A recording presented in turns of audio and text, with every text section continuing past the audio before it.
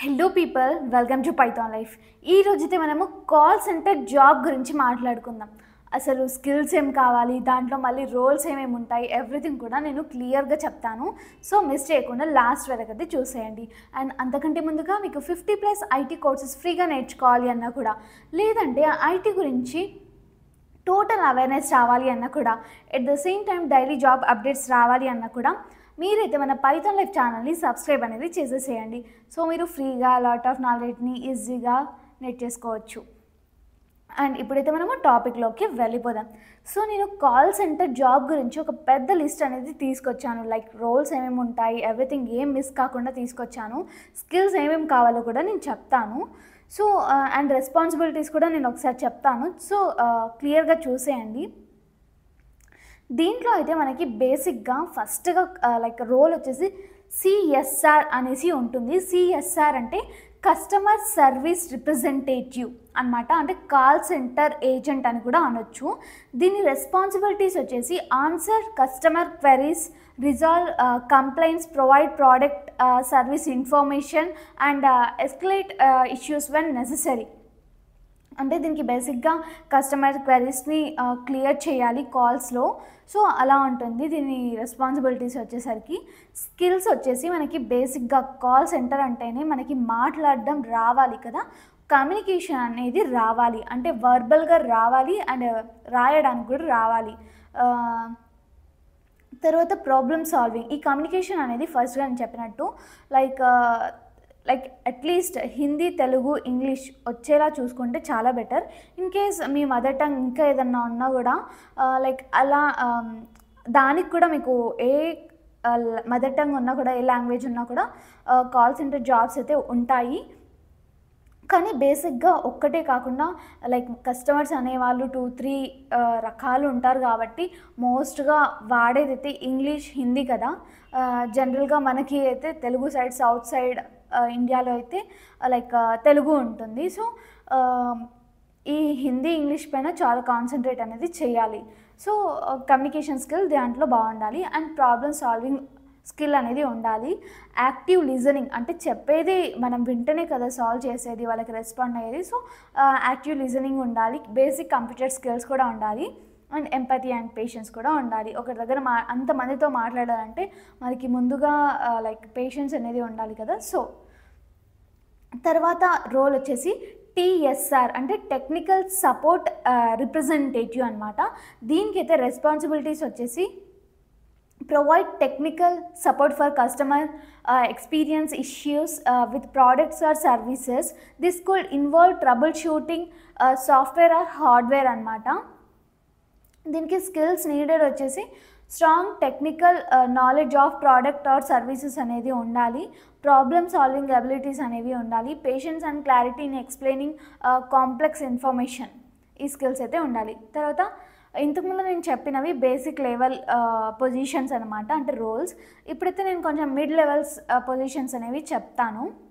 అదేంటి అంటే senior customer service representative అనమాట. దీని రెస్పాన్సిబిలిటీస్ వచ్చేసరికి handle more complex or high priority customer cases, maintain new agents and assist in resolving escalated issues అనమాట. And skills వచ్చేసి దీనికి బేసిక్గా అడ్వాన్స్డ్ కమ్యూనికేషన్ స్కిల్స్ అనేవి ఉండాలి. Ability to handle complex or emotional customer interactions, leadership qualities for mentoring new agents and in depth product or service knowledge అనేది ఉండాలి. తర్వాత వచ్చేసరికి టీమ్ లీడర్ ఆర్ సూపర్వైజర్. ఇది కూడా లైక్ మిడ్ లెవెల్ పొజిషన్. దీనికి responsibilities వచ్చేసరికి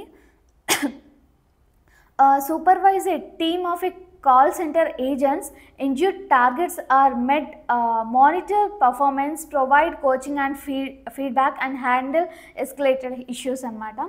స్కిల్స్ నీడెడ్ వచ్చేసరికి leadership and team management అనేది రావాలి. కాన్ఫ్లిక్ట్ రిజల్యూషన్ రావాలి. And performance monitoring and coaching, వీటిపైన కొంచెం గ్రిప్ ఉండాలి. తర్వాత రిపోర్టింగ్ అండ్ అడ్మినిస్ట్రేటివ్ స్కిల్స్ అనేవి ఉండాలన్నమాట.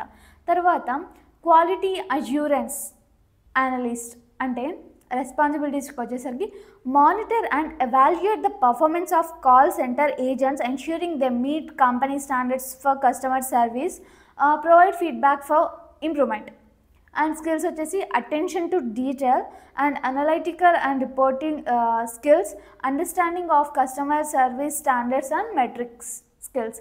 ఇంకా తర్వాత వచ్చేసరికి ట్రైనర్ అనమాట. రెస్పాన్సిబిలిటీస్ వచ్చేసరికి develop and deliver training programmes for new hires existing employees, ensuring staff are knowledgeable about product services and call center process. అంటే జస్ట్ లైక్ కొత్తగా వచ్చిన స్టాఫ్కి వీళ్ళు ట్రైన్ అనేది చేస్తారనమాట, ఎలా వర్క్ చేయాలి ఎలా అనేసి గైడ్ అనేది చేస్తుంటారు, అంటే ట్రైనింగ్ అనేది ప్రొవైడ్ చేస్తూ ఉంటారు. స్కిల్స్ వచ్చేసి ప్రజెంటేషన్ అండ్ ట్రైనింగ్ స్కిల్స్ అనేవి ఉండాలి, నాలెడ్జ్ ఆఫ్ ట్రైనింగ్ మెథడాలజీస్ అనేవి ఉండాలి, and strong communication and organisational skills అనేవి ఉండాలన్నమాట. తర్వాత మిడ్ లెవెల్ అయిపోయింది కదా, ఇప్పుడైతే అడ్వాన్స్డ్ లెవెల్ పొజిషన్స్కి వచ్చేసరికి కాల్ సెంటర్ మేనేజర్. రెస్పాన్సిబిలిటీస్కి వచ్చేసరికి oversee the daily operations of the call centre manage team, set performance goals, ensure customer satisfaction and collaborate with upper management on strategies. And తర్వాత skills వచ్చేసరికి strong leadership and management skills ఉండాలి, in depth understanding of call centre operations, budgeting, the resource management, strategic planning అనేవి skills ఉండాలి. తర్వాత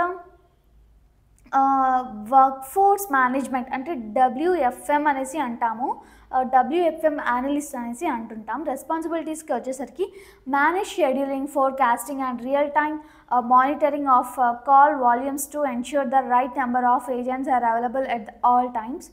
skills వచ్చేసరికి analytical skills, knowledge of call centre metrics and forecasting tools, and time management and organisational skills అనేవి రావాలన్నమాట.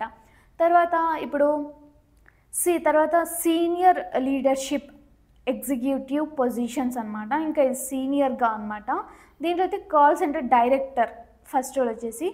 రెస్పాన్సిబిలిటీస్కి వచ్చేసరికి lead the call center's overall strategy, growth and performance, work with upper management to align call center objectives with business goals and ensure the center operates efficiently.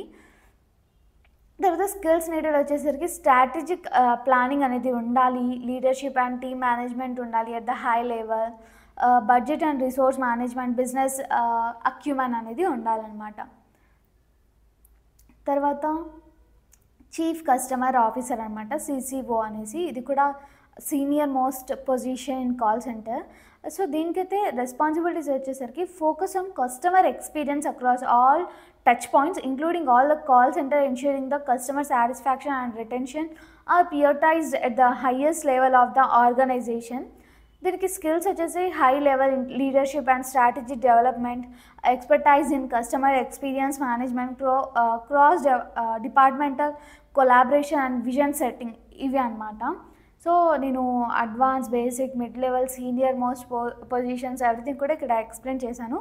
Skills వచ్చేసి మనం ఓవరాల్గా చూసినట్టుగా అయితే communication skill అనేది ఏ రోల్కైనా అవసరం ఉంది ఇక్కడ.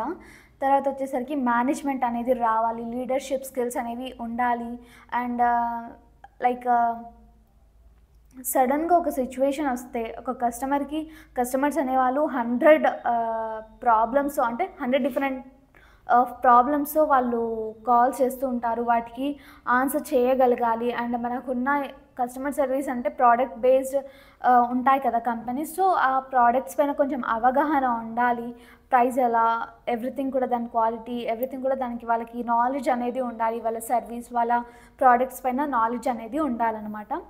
ఇలా మనకి ఇంకా దీంతో పాటు ఇంకా చాలా నేను చెప్పినట్టుగా ప్రతి ఒక్క రోల్కి ఒక్కొక్క స్పెసిఫికేషన్తో స్కిల్ అనేది ఉండాలి. సో మీరు ఎలా ఏ స్కిల్కి లేకపోతే ఏ పొజిషన్కి మీరు ట్రై చేస్తున్నారో ఆ స్కిల్స్ అయితే మీరు డెవలప్ చేసుకోవడానికి ట్రై చేయండి. మోస్ట్గా మీకు ఒక 2-3 లాంగ్వేజెస్ అనేవి వచ్చేలా చూసుకోండి, అది కూడా పర్ఫెక్ట్గా. అంటే యాక్టివ్ లిజనింగ్ ఉండాలి కదా, వాళ్ళు మనకి ఆ లాంగ్వేజ్ టోటల్గా వచ్చి ఉంటేనే మనము వాళ్ళు చెప్పేది ఆటోమేటిక్గా అర్థం చేసుకోగలుగుతాము. లేదా వాళ్ళు చెప్పేది అర్థం చేసుకోవడానికే చాలా టైం పడుతుంది, అది ప్రాబ్లమ్ సాల్వ్ చేసి వాళ్ళకి చెప్పే వాళ్ళకి ఇంకా టైం పడుతుంది, కాబట్టి అది పెద్ద ప్రాబ్లంలా మనకి ఇంకా ఎక్కువ అనిపిస్తుంది. So try to learn new languages. That's it అండి. ఈ వీడియో మీ ఫ్రెండ్స్ అందరితో షేర్ చేయండి. అండ్ ఈ వీడియో మీకు ఇన్ఫర్మేటివ్ అనేసి నేను అనుకుంటున్నాను. ఇంకా మీకు ఏమన్నా లైక్ డౌట్స్ లేకపోతే ఇంకేదన్నా ఇన్ఫర్మేషన్ కావాలి అన్నా కూడా ఫీల్ టు కామెంట్ సెక్షన్లో అయితే మెన్షన్ చేసేయండి. నేను ఫర్దర్ వీడియోస్లో అయితే నేను డిస్కస్ అనేది చేస్తాను. దట్స్ ఇట్ అండి. అండ్ మీకు ఒక ఆఫర్ అనేది నేను చెప్పాలి అనుకుంటున్నాను. అదేంటి అంటే పైథాన్ ఫుల్ స్టాక్ కోర్స్ అనేసి మీరు ఎప్పుడైనా విన్నారా? వినే ఉంటారు. సో దానికి బయట మార్కెట్లో మీ ఫ్రెండ్స్ లేకపోతే మీరు ఏదో ఒక విషయంలో వినే ఉంటారు కదా, 20,000 to 30,000 ఛార్జ్ అనేది చేస్తున్నారు. కానీ మన దగ్గర కేవలం 1,999కి మాత్రమే, అంటే అప్రాక్సిమేట్లీ 2,000 రూపీ తక్కువ అంతే. సో మీరు in case Python full stack course నేర్చుకోవాలి అనుకుంటే మేము మొత్తంగా ప్రొవైడ్ చేస్తున్నాము. ఫుల్ స్టాక్ పైథాన్ అనేది మీకు అసలు మేము ఏం ప్రొవైడ్ చేస్తున్నాం, అసలు ఏమేమి ఉన్నాయి, అసలు సిలబస్ ఏంటి, ఎవ్రీథింగ్ తెలుసుకోవాలి అనుకుంటే జస్ట్ మమ్మల్ని కాంటాక్ట్ అయిపోండి.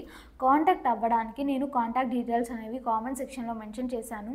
సో కాంటాక్ట్ అయిపోయి మీకు ఏమైనా క్వైరీస్, క్వశ్చన్స్ ఇంకేమైనా తెలుసుకోవాలన్నా కూడా అన్నీ తెలుసుకుని నేను నంబర్ ఇస్తాను కదా కింద, కాంటాక్ట్ డీటెయిల్స్ అనేవి కామెంట్ సెక్షన్లో అప్రోచ్ అయిపోయి అన్నీ క్లియర్ చేసుకున్నాక డెమో చూసేసి మీకు నచ్చితేనే అర్థం అవుతుంది క్లాస్ అంటేనే జాయిన్ అనేది అయిపోండి. దట్స్ ఇట్ అండి. ఈ వీడియోని మీ ఫ్రెండ్స్ అందరితో షేర్ చేసేయండి. అండ్ పైథాన్ లైఫ్ ఛానల్ని అయితే వెంటనే సబ్స్క్రైబ్ అనేది చేసేయండి. Stay tune for further videos. Thank you.